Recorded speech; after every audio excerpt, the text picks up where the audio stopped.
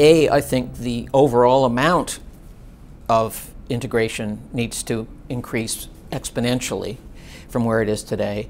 And I think the way it's done needs to be much more sophisticated and robust, and it needs to begin at the beginning rather than being bolted on awkwardly at the end. But to me, the reason, the core reason that there isn't more integration right now is because I think the core investment belief of certainly the majority of asset owners and asset managers is that, rhetoric notwithstanding, most investment professionals that I know don't in their guts really believe that there are performance benefits to be had from this.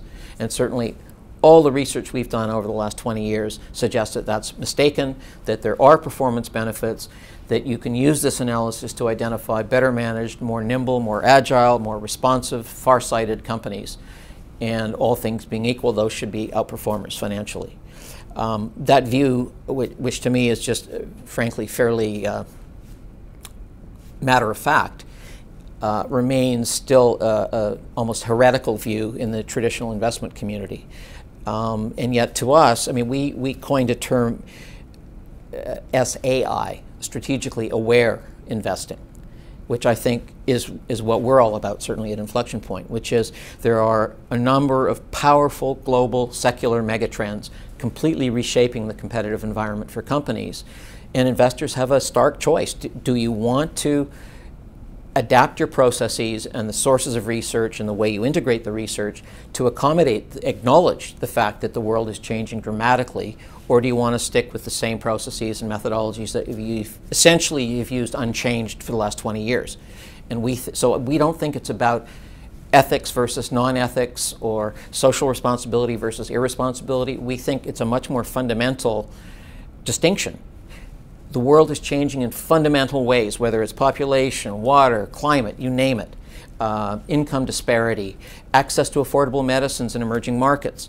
All of those issues are transforming the basis of competitive advantage for companies, and to me it's just very common sense that those be explicitly taken on board in your investment process, in your research, and it needs to be, in our view at least, needs to be done systematically, not ad hoc, and it needs to be done at the outset, not at the back end. I think one of the misconceptions in this space has been that there is not a performance dividend to be had from integrating sustainability and financial performance. And that's partly been a definitional confusion. It's partly the difference of time horizons of looking backwards versus looking forwards. But I can say without any fear of contradiction that all the research that we've done and all our current experience in running portfolios suggests very strongly that there are indeed, both at the level of performance and risk reduction, dramatic benefits available from doing this kind of integration. And if anything, I would reverse the onus of proof and ask investors and asset owners, given what we know about the global megatrends and how they're changing the competitive advantage basis for companies, why would you not address these? I mean, much more often than not, addressing them will improve risk-adjusted performance in our experience.